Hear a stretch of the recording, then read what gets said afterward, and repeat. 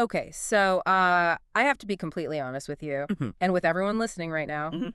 I checked my savings account this morning. Like you always do? Yeah, like I always do. It's basically a habit at this point. I wake up, I log into the app, I look at the number, and if that number is higher than it was last month, I get this little hit of dopamine. Right, it feels good. It feels safe. Exactly. I feel like I'm winning at life. It's my rainy day fund, it's the fix the roof fund, or, the retirement fund. And the general rule of thumb, the logic we are literally all raised with is that if your number is going up, you are doing the right thing. It is the universal security blanket. That number represents your buffer against the chaos of the world. Yes. And by extension, we think that if everyone's number is going up, like if the country has a surplus, or if corporations have massive cash reserves, then society as a whole must be healthy. Which is the intuitive logic. I mean, it's the logic of the household. If I have money in the bank, I am safe. Therefore, if we all have money in the bank, we are all safe. Right. But then I sat down and read the stack of research for today's deep dive. And I'm not going to lie, it made me feel like I was looking at my bank balance through a funhouse mirror. It's quite the paradigm shift. It really is, because the core argument in these sources, it completely flips that logic on its head. It does. Yeah. It suggests that what we consider wealth, those savings, those constantly growing numbers on a screen, might not actually be an indicator of societal health at all. Which is just wild to think about. And it goes further. It argues that under certain conditions, that exact type of wealth is actively the mechanism creating poverty in the real physical world. I mean, wealth creates poverty. It sounds completely insane. It sounds like one of those paradoxes you'd hear in a freshman philosophy class that doesn't actually mean anything practical in the real world. Yeah, it sounds like wordplay.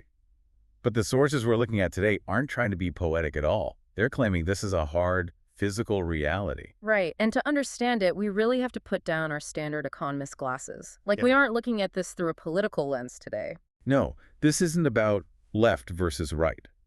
It's not about taxes versus spending in the traditional sense. And we aren't even looking at it through a business lens, like profit and loss statements. We are basically putting on, well, I like to call them the physics glasses. That's the best way to describe it. Right. We are looking at the economy through the laws of thermodynamics, through cybernetic philosophy. Cybernetic philosophy. Right. We are looking purely at energy, entropy, and information.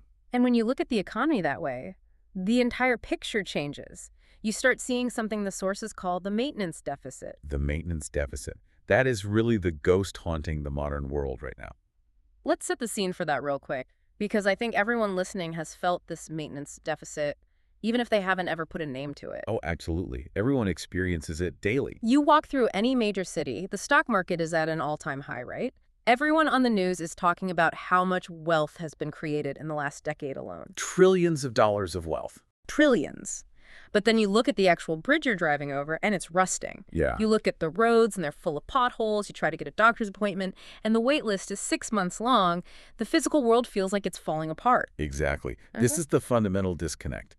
And in cybernetic philosophy, which is the main framework for our discussion today, we distinguish this disconnect as the difference between the map and the territory. Okay, let's unpack that map and territory. The map is the simulation. It's the bank statement. It's the GDP report, the stock ticker, the laws, the contracts. It is composed entirely of symbols, numbers, syntax. It's information layer. Yes, and the territory.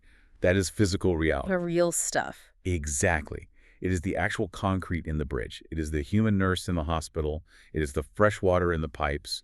It is the physical food on your table. The central argument today is that we have become completely obsessed with polishing the map. We are hoarding the symbols. We are doing everything in our power to make the numbers go up.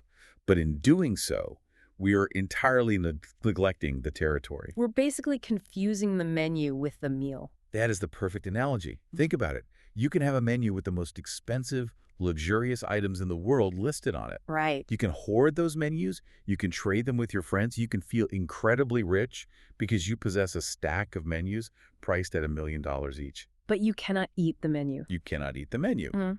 And if the chef has quit and the kitchen is literally on fire and the food in the fridge is rotting, those menus are entirely worthless. Man, that hits hard. You And today's deep dive is basically an investigation into why the kitchen is on fire while we're all sitting out in the dining room congratulating ourselves on how nice the menus look. Precisely. Our mission today is to deconstruct the illusion of money, using the actual laws of physics. We're going to look at why our obsession with efficiency might actually be killing us. Yeah, that part blew my mind. And we're going to explore a really fascinating historical case study from World War II about how to actually manage an economy based on physical reality. And finally, we're going to look at a pretty controversial solution proposed by the sources, something called a peace-planned economy, which, I gotta warn you, sounds a little scary to me. Like, planned economy carries a ton of historical baggage. It absolutely does. Mm. But stick with us, because when you strip away the political baggage and just look at the raw physics of it, it might actually be the only way to stop the bridge from falling down. Okay, let's get into it. But before we get to the solutions, we have to start at the bottom. We have to talk about the hardware of reality. Right. Section 1, the cybernetic foundations. This is where we define the physics. So, cybernetics. Let's define that first, because people might just think of cyborgs or sci-fi movies. Cybernetics is the study of control and communication in systems. Living systems, mechanical systems, economic systems. It applies to all of them. And in this philosophy, there are different levels of existence. Level 0 and level 1 are the territory. So again, the concrete, the water, the actual physical matter. Physics, matter, energy. And the most important force governing this physical level is entropy. Okay, let's spend some real time here on entropy, because I know the standard high school textbook definition is just disorder. But in the context of our economy and our daily lives, what does entropy actually look like? Think of the universe as a giant, vast ocean that just wants to be perfectly flat and still. It hates structure. It hates complexity. It hates difference. If you build a beautiful sandcastle on the beach, what happens? The wind hits it, the waves hit it, the sand dries out, and it just crumbles. It disappears back into the beach. Right. The universe is constantly applying pressure to dissolve that structure. That universal pressure is entropy. It is the rust on the bridge. It is the rot in the wood. It is the tendency of your house to fall apart if you don't constantly paint it and fix the roof. It's the weeds taking over the garden. Exactly. It is the tendency of human body to age and eventually die. It is the background noise constantly trying to drown out the signal. So the default state of the universe is just continuous decay. Yes. In thermodynamics, perfect equilibrium is death. It's a flat line. Now, against this massive universal pressure of decay stands a phenomenon called autopoiesis. Autopoiesis. Yeah, that's a mouthful. It almost sounds like a weird disease. It's actually the exact opposite. It's the definition of life itself. The word comes from Greek. Auto means self, and poiesis means creation or production. So autopoiesis is the desperate struggle of a system to maintain itself against the crush of entropy. So like my body fighting off a cold, that's autopoiesis. Your body simply existing is autopoiesis. Think about the sheer amount of energy required just to stay exactly where you are right now. You aren't even growing yet. You are just fighting the rot. Just treading water. Exactly. Your cells are constantly repairing themselves. Your immune system is actively hunting microscopic invaders. Your skin is shedding and regenerating every single day. We usually think of work as building something brand new, like I built a new deck in my backyard. But you're saying that just keeping the deck from rotting away is also work? In physics, it is the primary work. And this is the crucial central point the sources make. Autopoiesis requires real physical energy. You cannot fight entropy with money. You can only fight entropy with physical work. And this is where that map and territory split really happens, right? Because I can just pay someone to fix the deck. I use money to solve the problem. You can trade symbols, the money, to induce someone else to expend their physical energy. But the money itself does nothing. If I put a stack of crisp $100 bills directly on a rotting wooden beam, the rot does not stop. The termites don't care. The fungi do not care about the Federal Reserve. They do not care about the interest rate. They just eat the paper money along with the wood. Exactly. Physics only respects physics. And this brings us to a concept of time in the research that I think is really beautiful, but also legitimately terrifying. The distinction between chronos and kairos. I remember hearing these terms in a philosophy class ages ago, but refresh me, chronos is just regular clock time, right? Chronos is linear time. Tick-tock, tick-tock. It is the relentless time in which entropy happens.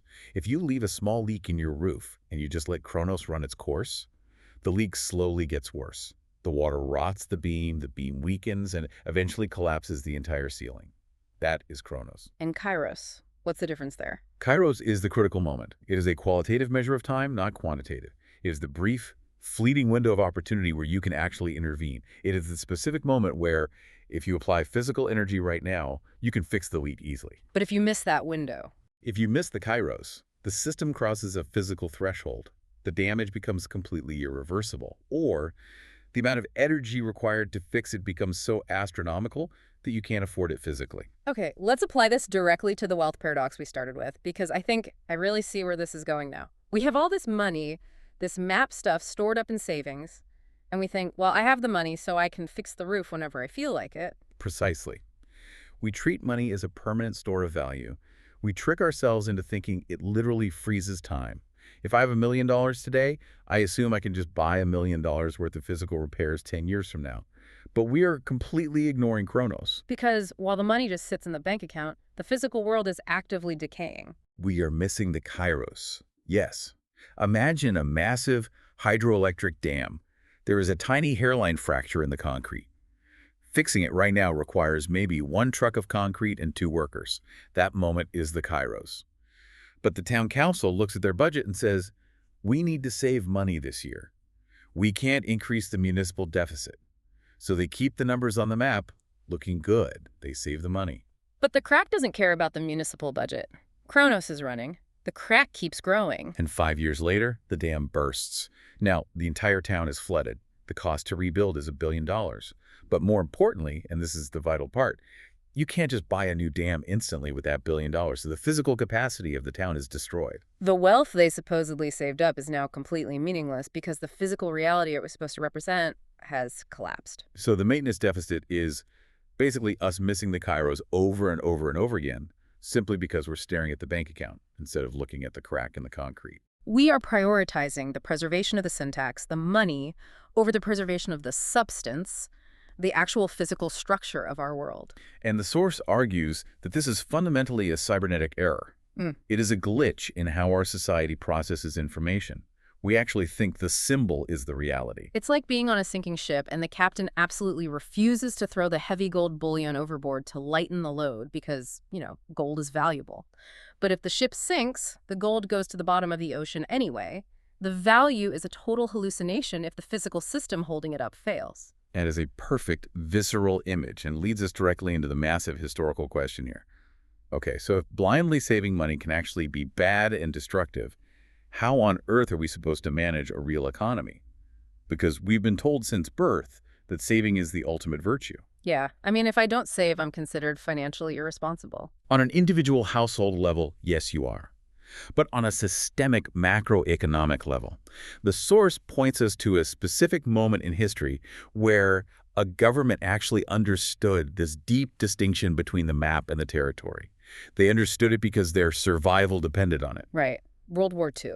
Specifically, the United States war economy from roughly 1942 to 1945. This is a brilliant historical case study because it breaks literally every single rule of modern mainstream economics. So set the stage for us. It's 1942.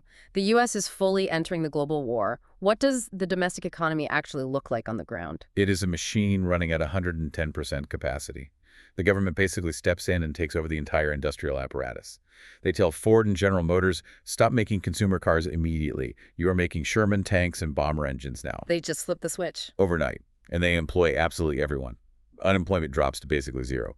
Millions of women enter the industrial workforce for the first time. Wages skyrocket across the board. So regular working class people suddenly have way more money in their pockets than they did during the entirety of the Great Depression. Huge amounts of money. People are flush with cash. But, and this is the massive structural but, there's absolutely nothing to buy. Because all the factories are making tanks and planes, not toasters and washing machines. Exactly. There are no new cars being built for civilians, no new refrigerators. Meat is rationed, sugar is rationed, gasoline is heavily rationed. So you have a domestic population with pockets full of cash, which is massive economic demand, and store shelves that are basically empty, which is incredibly low supply. Okay, any Economics 101 student knows what happens next. High demand, low supply that spells instant hyperinflation. Prices should have gone straight through the roof. A single loaf of bread should have cost $100. That is exactly what standard monetarist economists of the time predicted. They were terrified. Too much money chasing too few goods always equals hyperinflation. But did that happen? No, that's the crazy part. Inflation actually stayed totally under control. How did they do that? Because the government implemented a brilliant strategy that the sources refer to as sterilization. Sterilization, it sounds so medical, like they were literally washing the dollar bills. In a structural way, they were actively preventing the money from infecting the physical system. The government understood that money is just a claim on real energy and physical goods. If everyone tried to cash in their claims at the exact same time, the physical system would completely break down. So they had to sterilize that excess purchasing power. How did they actually do it, though? Was it just insanely high income taxes? Taxes were definitely a big part of it, yes. But the primary psychological tool was the war bond. Okay, we've all seen the vintage posters. Captain America punching Hitler in the face saying, buy war bonds. I always just assumed that was the government politely asking citizens for a loan so they could afford to buy bullets. See, that is the map explanation. That's how we think of it syntactically. But look at the territory. The U.S. government controls its own currency. It can print as much money as it needs. It didn't actually need your physical $10 bill to buy a bullet. It needed your $10 completely out of civilian circulation. Wait, really? It wasn't about funding the war. Think about the physics of it. If you keep that $10 in your pocket, you might try to go buy a steak for dinner. But there is no extra steak. The meat is going to the troops. If you try to buy it anyway, you just bid up the price of the one existing steak in the butcher shop. You create inflation without creating any new calories. Oh, wow. So the government said, give us that $10 right now. In exchange, we will give you this official piece of paper, a bond that says you can have your money back with interest, but only after the war is over. So they were basically freezing the money. They were putting the population's purchasing power into a cryo chamber. Exactly. They forcefully aligned the map with the territory. The physical territory said, we have zero consumer goods right now because we are fighting a war. So they adjusted the map to say, you have zero discretionary spending money right now. That makes so much sense when you look at it that way. But here's the part that really blew my mind when reading the research. What happened when the war finally ended? This is the ultimate kicker. The war ends in 1945. Soldiers come home, the factories abruptly stop making tanks and bombs, and suddenly, millions of those war bonds mature. The government pays them all out. So the floodgates just violently open, all that frozen, sterilized money hits the civilian economy, all at exactly the same time. And once again, the traditional economists were absolutely terrified. They predicted a massive, crippling inflationary crash. They thought, we just released the Kraken. Prices are going to explode into the stratosphere. But they didn't. Instead, we got the massive post-war boom. We got the golden age of the American middle class. Why didn't it crash? Because during the war, while all that money was safely frozen, the U.S. had been massively building up its physical capacity. The hardware. Yes. Yeah. They built massive new factories, they laid down new energy grids, they built intricate domestic supply chains, and they trained literally millions of regular people in highly advanced, high-tech manufacturing skills. They fundamentally improved the territory. Yes. So when the map finally came back online and thawed out, the physical economy, the territory, was robust and massive enough to actually handle it. To use a train analogy from the text, the money is just the ticket to ride the train. During the war, they completely stopped selling tickets so they could focus all their physical energy on building a lot more train cars. And when the war ended, they finally released all the tickets. And guess what? The train was actually long enough for everyone to get a physical seat. So the grand lesson here is that money absolutely does not create wealth. Physical capacity creates wealth. Wow. You can print 1 trillion paper tickets, but if you don't take the time to physically build the train, you just end up with a massive violent riot at the station. Correct. Which brings us, quite uncomfortably, to the present day. Because looking at this WWII comparison, we are currently doing the exact opposite of a functional war economy. We really are. We are living in a time of what the source calls asset inflation alongside real economy decay. Asset inflation. Yeah, like we have this incredibly high stock market. We have sky-high housing prices. The map looks absolutely amazing. If you look at a chart of net worth, it's going up. But look out your window at the territory. Are we rapidly building new state-of-the-art factories? Are we fundamentally upgrading our aging energy grid? Are we training our workforce in new physical skills? Or are the bridges literally collapsing into rivers? We're definitely not building enough train cars. No, we are just printing tickets and selling them to each other. And the source uses a metaphor here that I found just hauntingly accurate. The metaphor of the village and the wish well. Oh, I absolutely love this story. It's so simple, but it perfectly explains the trap we're in. Paint the picture for the listeners. Okay, so imagine a small, simple medieval village. And right in the center of the town square, there's a deep stone well. Now, the villagers are naturally worried about the future. Winter is coming, famines happen, they want to be safe. So every time a villager earns a gold coin, instead of spending it, they throw it down into the well. They are saving. They are making a financial wish for future security. Right. And over the years, the well starts to fill up. You can walk up, look down, and see this glittering, massive pile of gold rising higher and higher. The villagers stand around looking at it and say, wow, look how incredibly rich we are. We have millions of gold coins in the well. We're the safest village in the kingdom. But meanwhile, what is actually happening to the physical village around them? The communal barn is slowly rotting. The roof of the grain silo is leaking. The wooden fences are broken and the wolves are getting in. The roads are just unpassable mud. And why is that happening? Because all the coins are sitting in the hole. They aren't taking those coins and paying the local carpenter to fix the barn.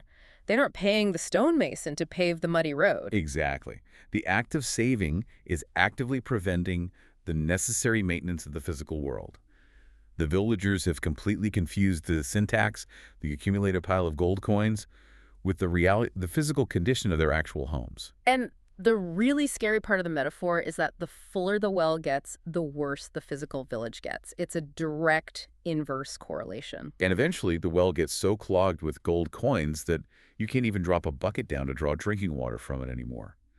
The source calls this phenomenon the syntactic sink. The syntactic sink? Yes. Our modern financial markets have essentially become a massive sinkhole. They aggressively absorb the labor power of society, which is represented by money, and they just freeze it into static numbers on a screen that sit there, earning compound interest, but doing absolutely zero physical work in the real world. But wait, let me play devil's advocate here for a second.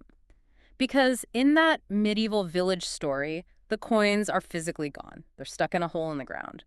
But in the real modern world, when I put my paycheck in the bank supposedly lends that money out to businesses, right? That's the entire theoretical point of banking. It stimulates real-world investment. That is the textbook economic theory. And in a highly functioning, healthy economy, say, back in the 1950s, that was largely true. You saved your money, the local bank lent it to a local entrepreneur, and that entrepreneur built a physical factory that employed people.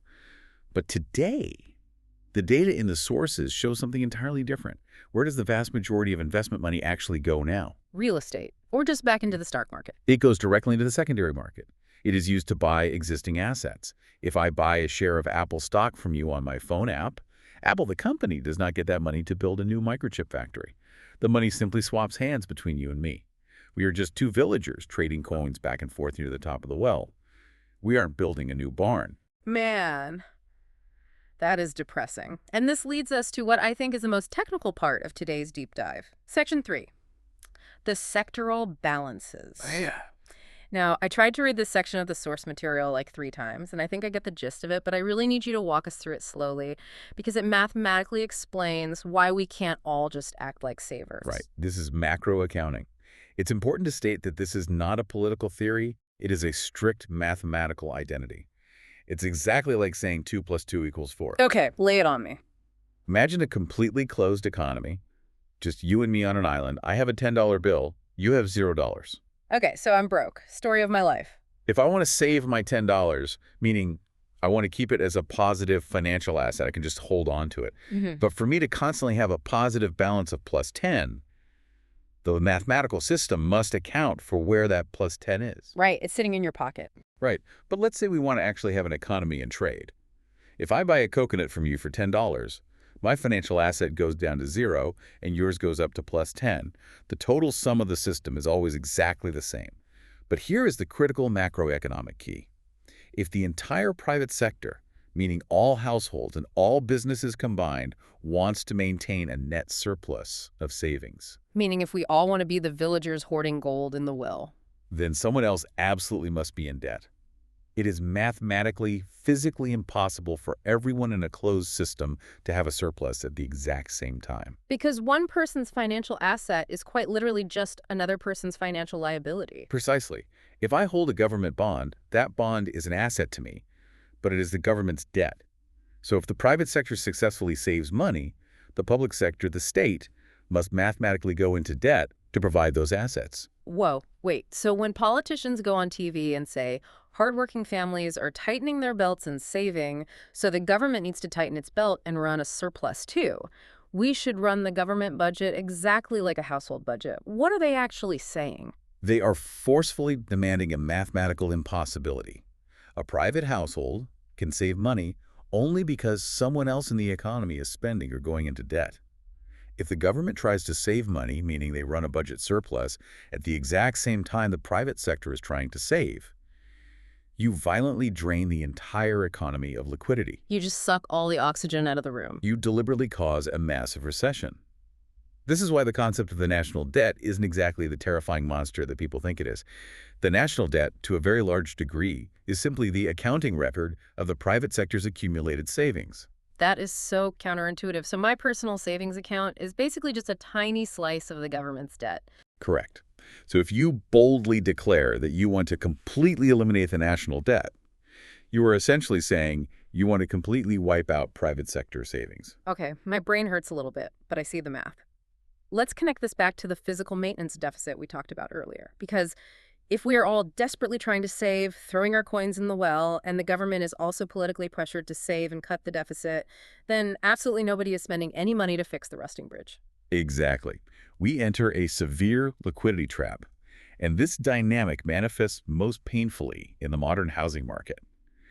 The source calls this specific failure the short circuit. Let's talk about housing, because this is where the map and the territory clash violently in people's everyday lives. Having shelter is a basic biological need. That's the territory. Yes. You physically need a roof over your head to not freeze to death in the winter. That is a physical absolute. But demand in traditional economics is not the same thing as need. Demand is strictly defined as need plus money. So if I'm a homeless person on the street and I desperately need a house to survive, but I have $0 in my pocket, I have zero demand. According to the market map, yes. Yeah. You are completely invisible. Your biological need does not compute. Now look at the other side of the equation. Look at the large institutional investors. They have massive amounts of money syntax, but they have absolutely no biological need for more shelter.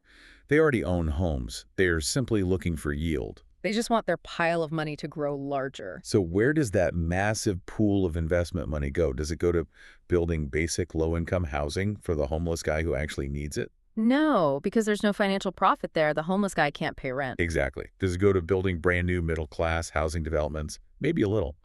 But building is hard. Construction is messy. It's actively fighting entropy in the real world. You need zoning permits, you need physical lumber, you need skilled plumbers and electricians.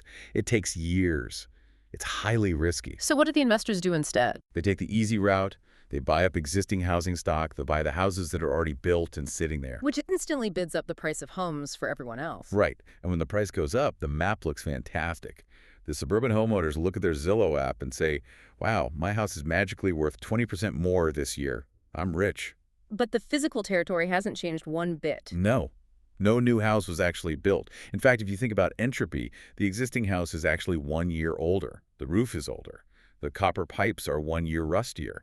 We have simply inflated the price of the train ticket without adding a single new seat to the train. And this creates a brutal, vicious cycle. Because now, basic housing is so incredibly expensive that regular working people have to spend all their income just to pay rent or a massive mortgage, which means they have zero money left to save and zero money to consume other goods in the economy. And the wish well just keeps filling up faster and faster with all those monthly rent checks, which the investors then use to go buy even more existing houses. It is a runaway machine that literally converts human need into asset inflation without actually building anything new. It's the ultimate syntactic sink. It truly is. Yeah. And the source actually categorizes the different types of people operating within this broken system into 3 cybernetic archetypes. And I think this is super helpful for listeners to hear, to maybe ask themselves, which one of these am I? First, there is the bureaucrat, also known as the replicator. The replicator. The replicator is the person who follows the syntax blindly, no matter what. He looks strictly at the spreadsheet. If the Excel spreadsheet says no budget, he says no. Even if the physical bridge is actively collapsing, even if the human patient in the hospital is actively dying. It's very computer says no. Exactly. He completely lacks the capacity to see the physical territory. He only sees the map. Then the second archetype is the proxy. The proxy. The proxy is essentially the hypocrite. This is the person who expertly uses the broken system to route physical energy and wealth directly to themselves. They pretend to act for the public good, but they are essentially looting the village to fill their own private well. It's the classic privatizing gains while socializing losses. Socializing entropy, that is the exact phrase. They take the profit and they dump the physical rot and decay onto everyone else in society. But the hero of this entire cybernetic framework, the archetype we desperately need to become, is the sovereign. The sovereign. The sovereign is the doer. The sovereign is the person who looks at the map, clearly sees that it is mathematically wrong, and then looks at the physical territory. The sovereign says, look, the municipal budget says we cannot afford to fix the dam. But base physics says if we don't fix the dam today, we all die tomorrow. So screw the budget. Bring the concrete trucks right now. I love that. The sovereign forcefully aligns the map with the territory. The text calls this performing the decisive deed. Yes. They perform the decisive deed. They break the hysteresis. Hysteresis. Okay, that's another hardcore physics word. Break that down. Hysteresis basically means a lag or dangerous inertia in a system. It's what happens when a physical effect persists long after the original cause is completely gone. Our current global economy is deeply stuck in hysteresis. We are running software code from the 20th century, outdated ideas about debt, savings, and hyper-efficiency that no longer match our physical, ecological reality in the 21st century. We are running a blind growth program on a rapidly decaying planet. But wait, I have to push back on this again. Because being a sovereign sounds totally badass in a movie script, but in real life, if a local mayor just ignores the legal budget and spends millions of dollars he doesn't have, he goes to federal prison. Or the city just goes bankrupt. We can't just individually ignore the map, can we? The map is real in the sense that if you run out of money, the police come and evict you. And that is exactly the trap. You are absolutely right. The isolated individual cannot simply ignore the money. That is why the source explicitly argues that this isn't just about making a brave individual choice. It requires a massive coordinated systemic shift. But before we get to what that systemic solution looks like, we really have to understand why we are so psychologically addicted to this broken map in the first place. Why do we obsessively demand that our money constantly grows? Right, and this brings us to section 4, the psychology of the double profit. And honestly, this part hit me pretty hard because, again, I'm completely guilty of doing this. We all are. Every single one of us. It's a deep cognitive split. We fundamentally want two completely different things that are thermodynamically mutually exclusive. Break the double profit down for us. Let's say you decide to invest $1,000 in a cutting-edge pharmaceutical company. They are trying to develop a miracle cure for, let's say, severe arthritis. And you personally suffer from arthritis. Okay, I'm tracking. I want the cure. That desire is the physical profit. If the scientists succeed, you get a physical pill. Your biological pain goes away. Your bodily autopoiesis is restored. In a sane thermodynamic world, that physical healing would be the entire return on your investment. You gave them resources, they did the work, you got a cure. But that's obviously not how the stock market works. No, it isn't. You want the physical cure, but you also demand that your stock portfolio goes up by 10% a year. Right. I want the health profit and the financial profit. Yeah. It's a double profit. But stop and think about the sheer thermodynamics of what you're demanding. Where exactly does that extra financial profit come from? You are asking the human researchers and the lab workers to burn massive amounts of physical energy to invent and manufacture the pill. That energy is now gone. Entropy took it. But you expect to magically extract more energy out of the system in the form of extra purchasing power than you originally put in. But hold on. Isn't financial profit just the natural reward for taking a risk? I risked my hard-earned capital. If the drug completely failed trials, I would have lost all my money. So if it succeeds, shouldn't I get a financial reward? That's literally the basic social contract of capitalism. As a financial logic, yes. But the physics logic asks a much harder question. Where does the physical energy actually come from to pay you that financial reward? You cannot magically create energy out of nothing. If the entire market demands a compounding 10% return forever, you are essentially demanding that the physical limits of the planet grow by 10% every single year forever. Which is physically impossible on a finite sphere. Exactly. So to pay you your phantom return, the system has to ruthlessly cannibalize something else somewhere in the chain. It has to brutally underpay the factory workers, or it has to cut dangerous corners on safety testing. Or it has to dump toxic chemical waste into the local river and simply not pay the cost to clean it up. Or, most commonly, it has to borrow massive amounts of debt from future generations. So my nice little 10% compounding return in my retirement account is basically just society eating its own furniture to keep the fireplace going. In many structural cases, yes. The double profit is essentially a childish demand for a perpetual motion machine. And since perpetual motion strictly violates the laws of physics, the system is forced to create invisible debt and externalized entropy to balance the accounting equation. And this connects perfectly back to the maintenance deficit we started with, because our system only ever rewards growth. It explicitly does not reward maintenance. Yes, this is the critical psychological difference between new signals and no signal.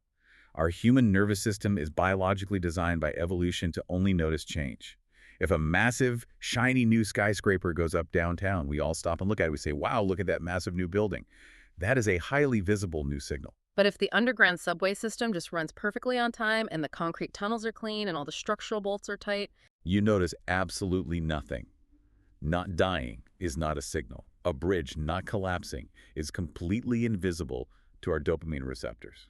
so the free market, which is ultimately just made up of millions of human nervous systems, systematically devalues maintenance. Exactly. We will happily stand in line and pay $1,000 for a shiny new iPhone, which is growth. But we will violently scream at City Hall if our local taxes go up by $50 a year to fix the giant potholes on our street, which is maintenance. We are totally addicted to the new signal. And the terrifying result is a civilization that is incredibly technologically advanced at the very top, but is rapidly rotting away at the foundational base. We have Starlink satellites beaming internet from space, but we have literal lead pipes poisoning the drinking water down here on Earth. Correct. We are desperately reaching for the stars while standing up to our necks in quicksand. Okay, wow. So we've thoroughly diagnosed the patient here, and the patient is severely hallucinating, confusing the map for the territory. The patient is hopelessly addicted to dopamine from new signals, and the patient is actively eating its own limbs to feed a conceptual parasite called compound interest. I gotta say, it looks pretty grim. It is a severe diagnosis, yes. But the sources do actually propose a concrete solution to this, and this is where we really have to get into the controversial stuff. Section 5, the peace-planned economy. Yes, the macro solution. Now, I have to be honest, when I hear the phrase planned economy, my brain immediately goes to dark places. I think of breadlines, I think of the Soviet Union, I think of some gray, faceless bureaucrat in a windowless office deciding what exact size shoes I should be allowed to wear. And I think 90% of our listeners will have that exact same visceral reaction, like, keep your hands off my freedom. And that is a totally valid historical fear. The 20th century vividly showed us the horrific human cost of heavily centralized authoritarian command economies. But the source text is extremely careful to distinguish what they're actually proposing from anything resembling Stalinism. Okay, so what exactly are they proposing then? How do you plan an economy without being a dictator? They are proposing a hard structural separation of the economy into two entirely distinct protocols, the industrial economy on one side and the human economy on the other. Okay, let's separate those out. What defines the industrial economy? The industrial economy is strictly the realm of things. It is the manufacturing of cars, the smelting of raw steel, the robotic production of microchips, the massive generation of electricity. In this specific physical realm, the governing logic absolutely should be efficiency. So we do want hyper-efficient factories. Yes. We absolutely want to produce 1 million computer chips using the absolute least amount of raw energy and physical waste possible. We want heavy automation. We want blazing speed. We want massive global scale. This is where the traditional free market and industrial logic actually work incredibly well. Okay, that makes sense. Let machines be machines. And what about the human economy? This is the realm of subjects, living human beings. This covers nursing, education, childcare, art, community building, local maintenance.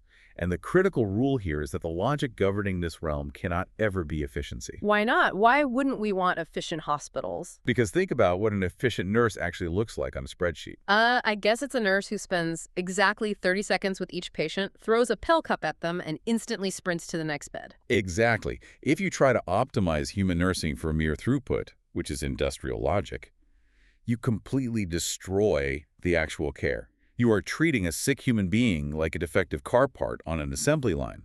The inevitable result is massive psychological burnout for the nurse and terrible, dangerous health outcomes for the patient. We literally see this happening right now. The infamous 15-minute doctor visit where they type on a laptop the whole time and barely look at you. That is exactly the industrial logic forcibly applied to a delicate human system. And it causes what biologists call autophagy, the system eating itself. We are rapidly burning out our most essential caregivers just to save a few dollars on the map. And the source makes a really profound point here that nature itself isn't actually efficient at all. It's redundant. Right. Look at a healthy forest. An oak tree produces millions of acorns just to successfully grow one single new tree. By industrial standards, that is terribly inefficient waste. But ecologically, it is incredibly resilient. It guarantees survival against unpredictable shocks. The human economy desperately needs that redundancy. It needs excess time. It needs deep care. And those things are inherently expensive. They're structurally inefficient. So the grand proposal is basically, let the industrial economy be ruthless and efficient with machines, but build a massive firewall to protect the human economy from ever being subjected to that same logic. Yes, and this brings us to what they mean by the peace-planned economy. They are intentionally reclaiming that term from the successful World War II example. It absolutely does not mean the federal government owns the shoe factory or plans the potato harvest. So the government isn't micromanaging production. No. But the government acts as what they call the macro regulator. It intelligently manages the high-level flow of physical energy. Its primary job is to ensure that the massive automated productivity of the industrial sector is heavily taxed or routed to financially support the human sector. Give me a really concrete example of how this would function. Okay, let's go back to the wish well metaphor. We currently have a massive amount of surplus wealth being generated by highly efficient machines and AI in the industrial sector. But currently, all that wealth just immediately flows into the well of the financial asset markets. The macro regulator acts as a giant pump. It forcibly extracts that surplus from the well, and it routes it directly into fixing the barn of the human economy. So it takes the surplus and pays for the nurses. It pays for a massive surplus of nurses so they aren't overworked. It pays for smaller classroom sizes for teachers. It pays for artists, for park rangers, for local mechanics who fix things instead of throwing them away. It aggressively pays for the physical maintenance of the territory. And this is the hardest part for economists to accept, that fully accepts that this massive social investment will never, ever turn a financial profit. Man, that is a really hard pill to swallow for our current culture. We are so conditioned to look at every single dollar spent and ask, what's the exact ROI on this? But ask yourself, what is the financial ROI on hugging your sick child? What is the quarterly ROI on having a river that isn't toxic? There is no financial ROI. The return is life itself. The return is successful autopoiesis. The peace-planned economy explicitly and legally prioritizes physical capacity and human well-being way above maintaining fiscal balance sheets. So it's basically flipping the entire script. It's saying, the machines and the money work for us. We do not work for the economy. Exactly. Currently, we act like we are medieval peasants serving an angry market god. If the stock market has a bad week, we sacrifice our healthcare and our schools to appease it. This proposal radically flips that hierarchy back to sanity. The market is merely a tool. If the tool isn't successfully fixing the barn, you change the damn tool. You don't just stand there and let the barn collapse onto your family because replacing the hammer is considered too expensive. That is incredibly powerful. But doing this, actually changing the tool, requires a massive sovereign act, right? It requires the government to literally stand up and say, we are going to spend whatever physical resources it takes to fix the bridge and care for the sick, and we frankly do not care what the bond market thinks about it. It absolutely does. And that is exactly why it is so controversial and difficult.